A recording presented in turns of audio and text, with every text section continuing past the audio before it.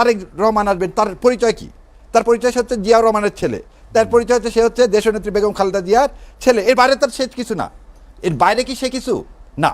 এর বাইরে কি যে তার বাবা মা পরীক্ষিত নেতা? হাদিকে আমরা ধারণ করতে ব্যর্থ হয়েছি। আমার কাছে এই জিনিসটা আমি বলবো যে না, হাদিকে ধারণ করতে পেরেছি বলে ঘরে ঘরে হাদির জন্ম হয়েছে। এবং আপনি একটা জিনিস চিন্তা করেন, হাদি প্রধানমন্ত্রী না, রাষ্ট্রপতি না, কোনো সেরকম দলের প্রধান না, বহুদিন পর স্বদেশ প্রত্যাবর্তন করতেছেন তাও না। তিনি একটা প্ল্যাটফর্ম গঠন করছেন, যে প্ল্যাটফর্মের মূল উদ্দেশ্যটাই ছিল ভারতের আধিপত্যবাদের বিরোধিতা। তিনি কোন এলাকায় নির্বাচন করছেন কি করছেন না সেটা মূল উদ্দেশ্য ছিল না। তার ইনকলাব যে মঞ্চ, এবং এই যে ইনকলাব শব্দের অর্থ কি, যে আমরা এখনো স্বাধীন হইনি, আমাদের ভারতীয় আধিপত্যবাদ থেকে স্বাধীন হতে হবে, এটাই তো তার মতবাদ ছিল। তো ওই জন্যে বলা হয় হাদি মরিয়ায় প্রমাণ করিল হাদি মরে নাই। এটা মধ্যে বিলাসী বলে একটা শরৎচন্দ্রের একটা গল্প ছিল। সেই ছোট গল্পে বলা হয়েছিল যে কাদম্বিনী মরিয়ায় প্রমাণ করিল যে সে মরে নাই। হাদির অবস্থাটা কেন বললাম, ওই জানাজায় যখন আমি যে দাঁড়ালাম, তখন মানুষের মধ্যে আমি যে আবেগ দেখছি, তখন যদি একটা ডাক দেওয়া হতো, আমি জানি না আপনি ইউনূস সাহেবের যখন বক্তৃতা দিচ্ছে, ইউনূস সাহেব যখন বিচারের ব্যাপারে কিছু বললেন না, তখন যে মানুষের আক্রোশ, এবং তারপরে ইনকলাব মঞ্চের যে মুখ্য সচিব তখন যে ভাষণটা দিলেন, ওখানে যদি খালি একটা ডাক দিত, তাহলে এই বাংলাদেশ তছনছ হয়ে যেত ওই মুহূর্তে। তার মানে হাজার হাজার লোক জীবন দিতে কেউ কুণ্ঠাবোধ করতো না। ওই জন্য আমি ওই দিন বলছি, দিল্লি এসে দেখে যাও, হাদি মরে নাই, লক্ষ লক্ষ হাদির তুমি জন্ম দিয়ে গেছো। সো এই যে ঘৃণার জন্ম দেওয়া হলো, একটা ভুল। কি একটা ভুল? শেখ হাসিনাকে একটা মনস্টারে পরিণত করছে ইন্ডিয়া।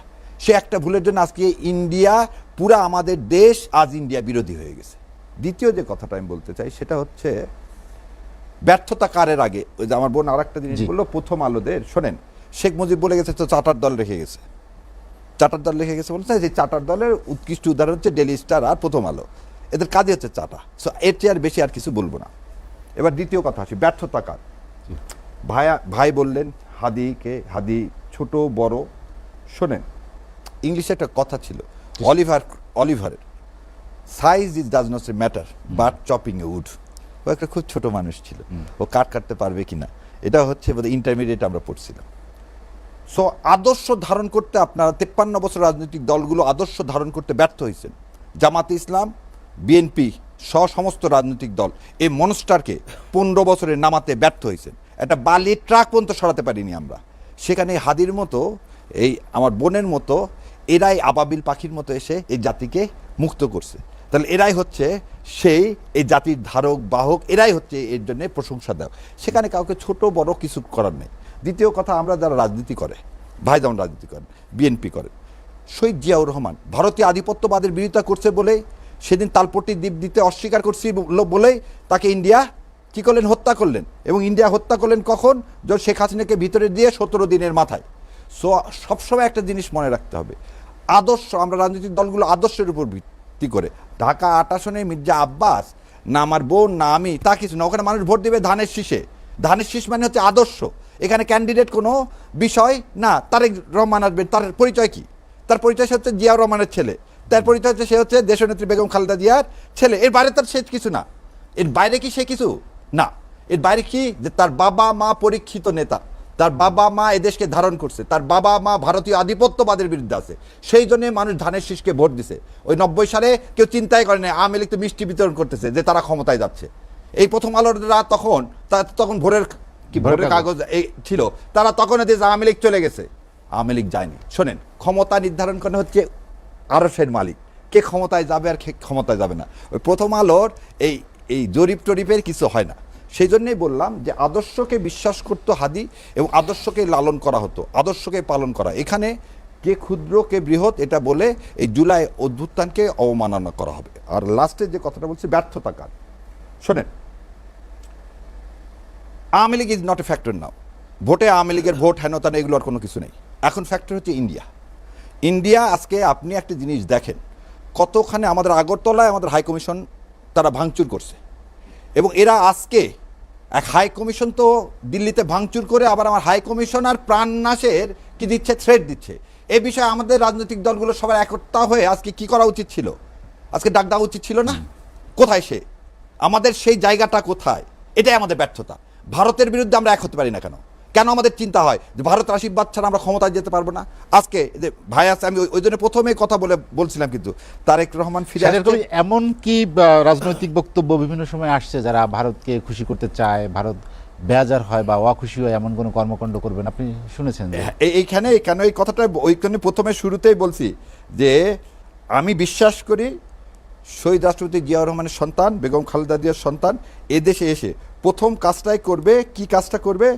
আজকে এই দেখায় দিই আপনাদেরকে, আনন্দবাজার পত্রিকায় যে কথাটা আসছে যে তারেক রহমান 3টা চুক্তি করে এদেশে আসতেছেন, উনি এসে প্রথমেই এই বক্তব্যটাই দিবেন যে ভারতের কাজ হচ্ছে আমাদের স্বাধীনতাকে বিকৃত করা, ভারতের কাজ হচ্ছে ন্যারেটিভ তৈরি করা যেটা অসত্য, এবং আমাদের জীবনে যতদিন হাদির মতো রক্ত আছে আমরা ভারতের আধিপত্যবাদের বিরোধিতা করে দেবো।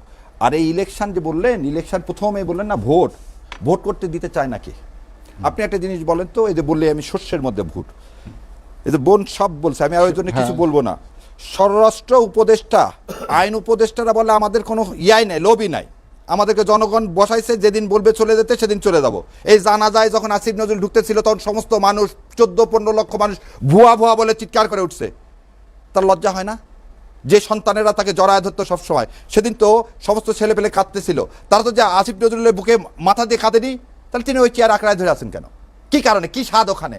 ও স্বাদটা হচ্ছে ও আরও কিছুদিন থাকার স্বাদ, ও স্বাদ পূরণ হবে না।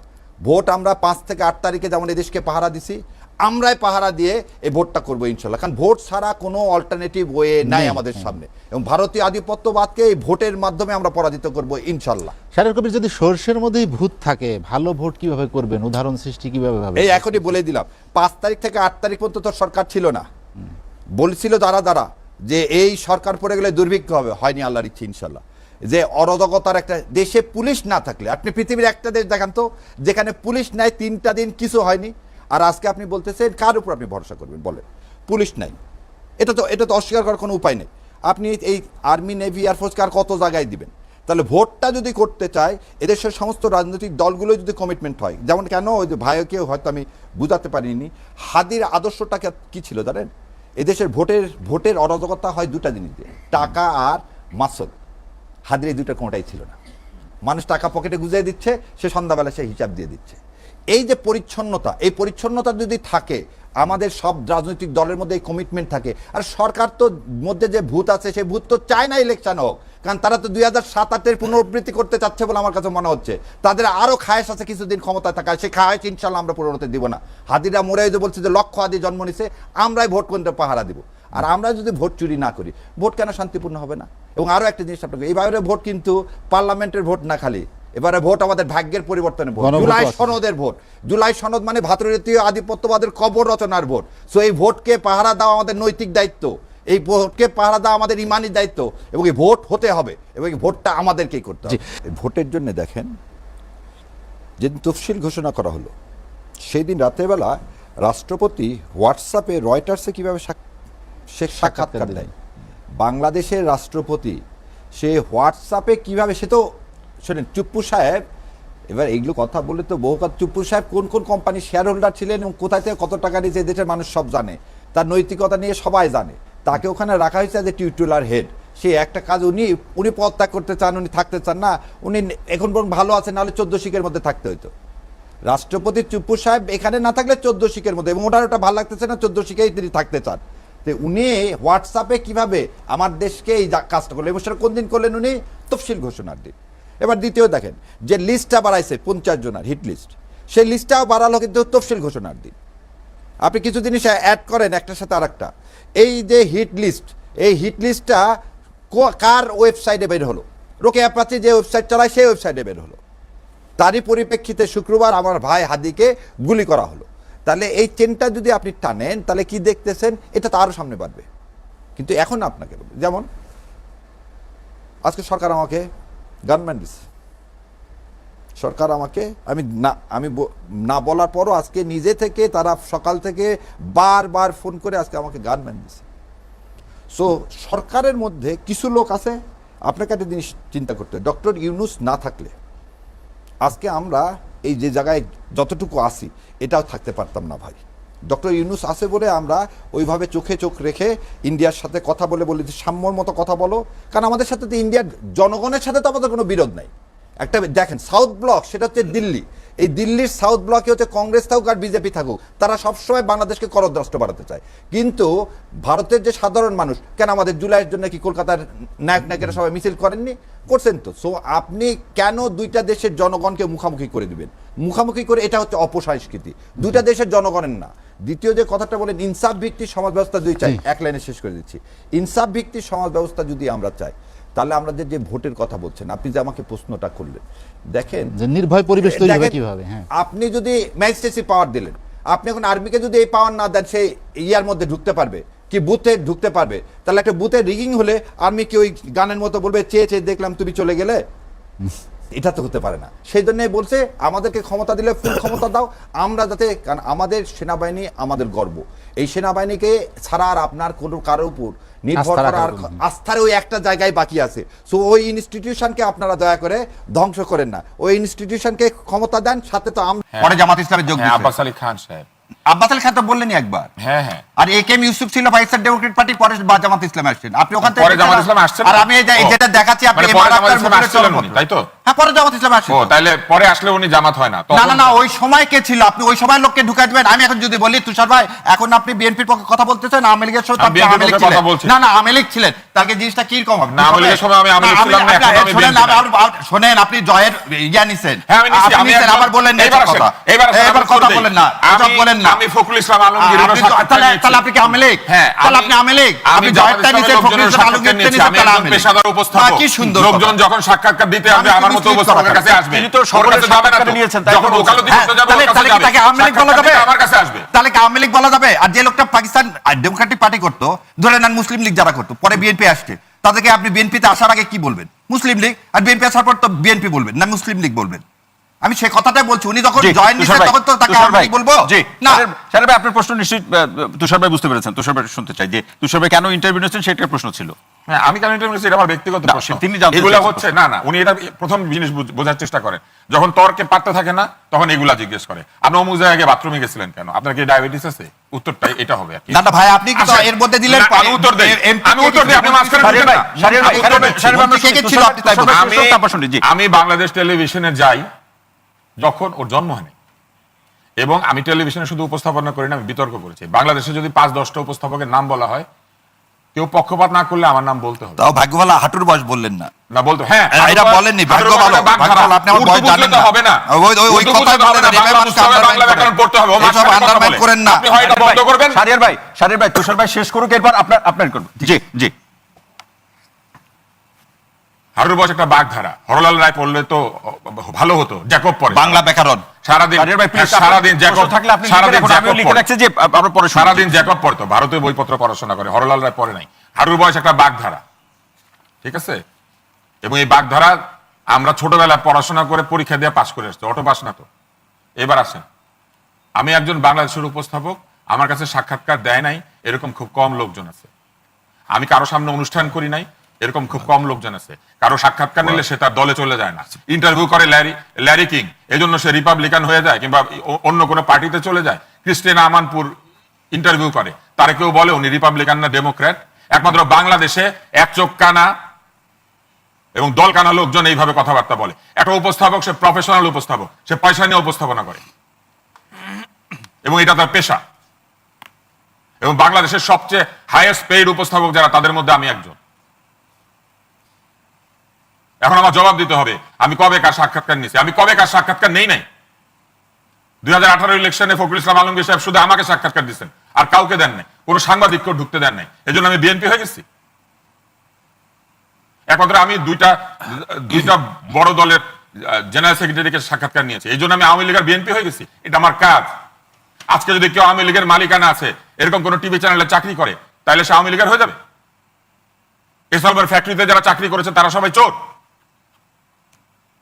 এই ট্যাগিং এর রাজনীতি, লোকজনের পিছনে একটা, ওই যে ছোটবেলা আমরা দেখতাম যে একটা ছাত্রছাত্রী হেঁটে দেয়, পিছিয়ে একটা কাগজ লাগায় দেয়।